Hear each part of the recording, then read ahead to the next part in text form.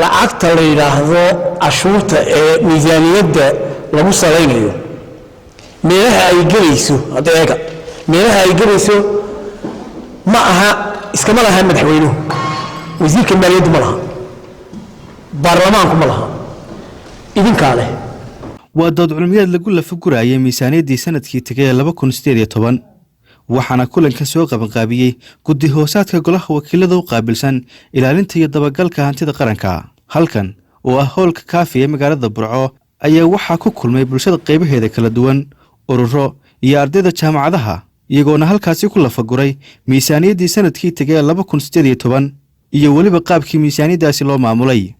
gudoomiyaha guddida dabagalka hantida qaranka Saciid Maxamed Cilmi Siraadle gudoomiye ku-xigeenka guddidaasi Maxamuud Ismaaciil Xasan Bade iyo xildhibaan warfaawo ka tirsan guddidaasi ayaa bulshada la wadaagay sida loo maamulay miisaaniyaddaasi iyo dabagalla ay ku sameeyeen ay tahay sababta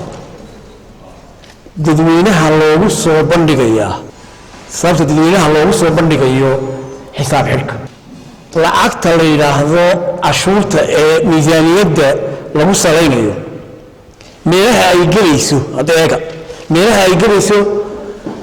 ma aha iskama laha madaxweynuhu wasiirka maaliyadda ma laha baarlamaanku ma laha idinkaa leh arrinta ugu yaabka badan ee qof kastoo mutacallim maskaxdiisa ku soo dhacda ama dadka deegaha inooga yimaada ee dunida kala soo arkay isuma haysataan lacagtan inaad idinku leedihiin waa inaad u aragtaa lacagtii adigu aad lahayd ee jeebkaaga ku jirtay ee ahayd in wax lagugu qabto sidii ay u baxday inaad eegayso halkan waxaynu isugumaynu iman inaynu eegeegno oo keliya intanaynu idinka soo baxaan sababta aanu u go'aansannay in la isku dhex daro dad mutacallimiin ah iyo dad ururada caadiga ah ka socda waxa weeye qof kastoo tax payer cashuur bixiye ah ra'yigiisa in la helo hanti dhowruhu concern uu qabo waa markii ugu horreysay ee hanti dhowro dowladeed uu si toosa u soo bandhigo concernka uu ka qabo lacagtaa meelaha qaarkood iyagana inaad eegtaan meelaha waaye qodob waa kaa qodob waa lacagtiinni inaad baadhaan eegtaan maxaa ka khaldan maxaa sax ah maxaad ku tarinaysaan xisaab xidhada dambe in ra'yi laydinka siiyo halkan waxaan ku soo bandhigan maanta xisaab xidhkii 2018 xisaab xidhkaas wuxuu sawir guud ka bixinayaa miisaaniyadda qaranka wuxuu ka kooban yahay in halkan oo arki doontaan audit findings and recommendation oo ah reportkii auditku maxaa baaritaanku sameeyey iyo maxaa ku raacay talooyinkiisii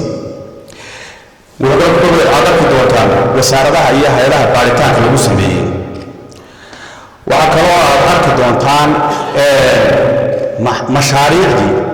iyo wixii sanadka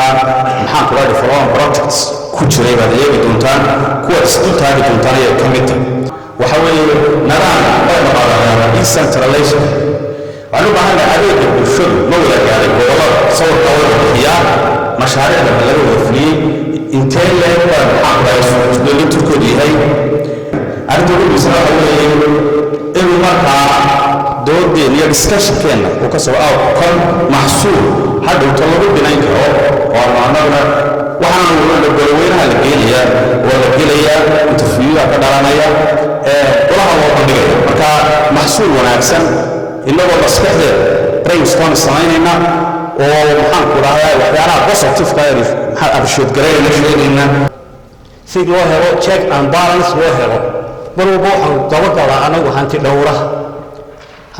xisaab xidhka uu sameeyaan baadhnaa anagu oonu eegnaa marka xisaabta waxaa soo xidhan waa hanti dhowrina hay-adaha qaranka ayuu isna baadhaa marka barnaamijka wasaaradda maaliyadda hanti dhowraha guddidan waan ka wada soconnaa in dadka la gaarsiiyo in dadku ka doodaan in dadku ra'yigooda ka dhiibtaan marka idinka oo taageli doona wuxuu dibdhacan gorfayn dheer kadib xubnihii dood cilmiyeedkaasi ka qayb galay ayaa soo bandhigay waxyaabaha ay ku soo kordhinayaan dabagalka hantida qaranka iyo habka loo maamulayo miisaaniyadda dalka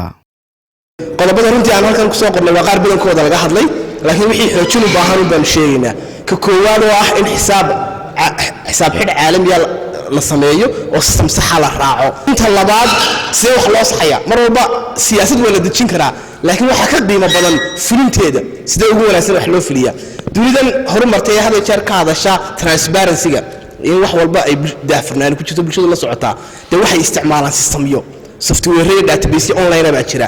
waa in waxa weeye wasaaradda maaliyadda maanta ay la socon kartaa lug haya ama maxay ahaydee buuhoodle maxaa soo garay beerdheyn halka kala socon karto kow in nidaam xisaabeedka dalka wax lagu xisaabiyo nidaamka caalamiga ee la wada yaqaan waayo waxaan u muuqanaysay wixii uu audit soo qoray miisaaniyadda dalka laga saaro kharashaadka aan daruuriga ahayn ama laga maarmaanka ahayn sidee baa loo xisaabtami karaa dawladaha hoos horta waxa yara nasiib darna anagu haddaan reer togdheernahay de waxaan cid kuma xisaabtamaba garanayno miisaaniyadda iyada gebigeeduba waxay ku xarootaa saaxib oo aynu ognahay xaggaasaa dee xoolaa iyaga inta laga cashuuro kulankan ayaa ka mid noqonaya kulanadii ugu muhiimsanaa ee lagu qabto gobolka Togdheer kaasi oo bulshada lagula wadaagayo habmaamulka miisaaniyadda dalka oo in badan oo ka mid ah bulshada aanay ka warhaynin